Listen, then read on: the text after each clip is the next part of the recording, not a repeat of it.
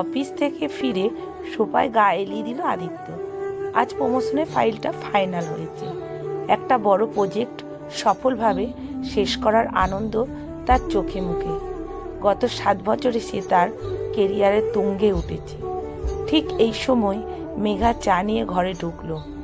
আটপৌরে শাড়িতে তাকে ক্লান্ত দেখছিল, চোখে যেন এক পুরনো বিষাদের ছাপ। বাহ, চাটা আজ দারুণ হয়েছে। মেঘা আদিত্যর পেপার দেখতে দেখতে বলল, জানো আজ কি হলো?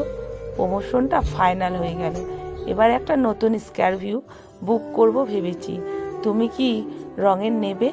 মেঘা মৃদু হাসলো। খুব ভালো খবর আদিত্য, আমি কি বলবো, তুমি রং যেটা ভালো মনে করবে সেটাই নিও। আদিত্য পেপার থেকে মুখ তুলে স্ত্রীর দিকে তাকালো। কি বলছো এইসব? তোমার মতামত তো জানতেই চাইবো। আর শোনো, সামনের মাসে আমরা দুবাই যাচ্ছি, সব ব্যবস্থা করে রেখেছি, ভালো করে শপিং করো। মেঘা ধীরে ধীরে বলল, তোমার এত ব্যস্ততার মাঝে কি আমার জন্য একটু সময় হবে আদিত্য? মানে শুধু আমরা দুজন একটু কথা। আদিত্য এবার বিরক্ত হলো। কথা? কি কথা? তোমার সব চাহিদাই তো আমি পূরণ করি মেঘা। ভালো বাড়ি, দামি শাড়ি, তোমার বাবা মায়ের দেখাশোনা সবই তো চলছে। আর এখন তো দুবাই ট্যুর। তাহলেও তারপরে কেন তুমি সব সময় এমন করো? কি চাও তুমি বলো তো? সে তার ডান হাত দিয়ে চারপাশে বিলাসবহুল জিনিসগুলো দেখালো। তোমার থাকা খাওয়ার কোনো অভাব আছে? মেঘা একটি দীর্ঘশ্বাস ফেলল। তার চোখ ছলছল করে উঠল। খাবার আর পোশাক? সত্যি কি তুমি মনে করো আমি শুধু সেগুলোর জন্যই তোমার কাছে আছি? তার কণ্ঠস্বর ছিল শান্ত, কিন্তু ভেতরে ভেতরে ছিল একটা গভীর অভিমান। আমি ভালো নেই আদিত্য, আমি মানসিকভাবে একা।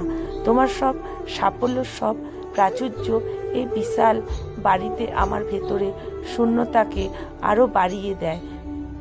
তুমি আমায় ভালোবাসো আমি জানি, কিন্তু সে ভালোবাসাটা তুমি আর প্রকাশ করো না। আমরা কবে শেষবার মন খুলে কথা বলেছি? কবে তুমি জানতে চেয়েছো? মেঘা, তুমি আজ কেমন অনুভব করছো? আদিত্য অবাক চোখে তাকালো, তারপর কপালের ভাঁজ আরও গভীর হলো।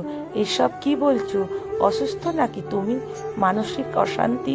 আমার কোনো ভুল নেই তো? আমি তো তোমার সব দায়িত্ব পালন করছি। মেঘা আর কথা বাড়ালো না। তার মনে পড়ে গেল তাদের প্রেম পর্বের দিনগুলো। তখন আদিত্য সামান্য জ্বর হলে কতবার ফোন করত, তার প্রিয় রং, প্রিয় বই, ছোট ছোট ইচ্ছেগুলো জানার জন্য সে কতবার চেষ্টা করত। আজকের এই সফল কিন্তু অনুভূতিহীন মানুষটাকে সে চিনতে পারল না। মেঘা শুধু ফিসফিস করে বলল, না তোমার কোনো ভুল নেই, এবং নীরবে রান্নাঘরের দিকে চলে গেল।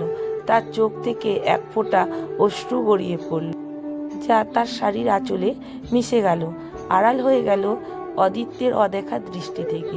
সেদিন রাতে ঘুম হলো না অদিত্যের। মেঘার কথাগুলো যেন বারবার কানের কাছে বাজছিল।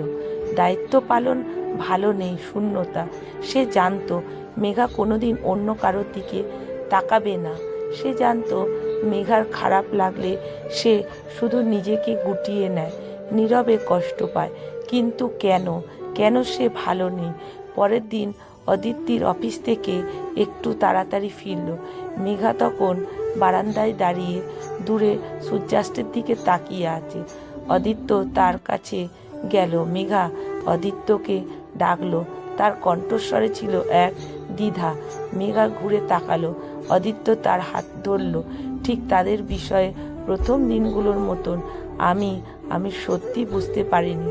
আমি সব কিছুকে কেবল টাকা মেপেছি, কিন্তু তুমি তো আমার ভালোবাসা, আমার সঙ্গী, আমার সব সাফল্যের মূল কারণ।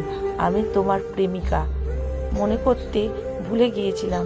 আমার মা কষ্ট পেলে যেমন আমার খারাপ লাগে, তুমি কষ্ট পেলে আমার কেন লাগছিল না? আমি ব্যর্থ হয়েছি মেঘা। সে মেঘা চোখে চোখ রাখলো। প্লিজ বলো, কি চাই তোমার? তুমি আসলে কেমন আছো? আমার থেকে তুমি কি চাও? মেঘা চোখ মুছল। তার হৃদয়ে জমে থাকা বরফ যেন একটু একটু করে গলতে শুরু করেছে। আমি তোমার দামি উপহার চাই না আদিত্য, আমি শুধু তোমাকে চাই। আমি চাই দিনের শেষে তুমি একবার অন্তত আমাকে জিজ্ঞাসা করো, তুমি খুশি আছো তো মেঘা? তুমি আমাকে সময় দাও, ঠিক যেমন প্রেম করার সময় দিতে। তুমি আমার মনের ভেতরে কি চলছে সেটা বোঝার চেষ্টা করো, এইটুকুই আমার চাওয়া। আদিত্য মেঘাকে বুকে টেনে নিল। তার মনে হলো সে আজই যেন জীবনের সবচেয়ে বড় প্রমোশনটা পেল। স্ত্রীর হৃদয়ে প্রবেশের চাবি সে প্রতিজ্ঞা করল। আজকের পর থেকে প্রতিদিন রাতে সে একবার হলো তার মেঘার ভেতরে কষ্ট বের করে আনবে, তার মনের কথাগুলো শুনবে। আসলে কি জানেন, স্বামী স্ত্রীর সম্পর্ক শুধু সংসার নয়, সেটা এক পবিত্র প্রেম। কলমে সুষমা বাগ প্রধান, পাঠে অনিতা ভট্টাচার্য। ভিডিওটা ভালো লাগলে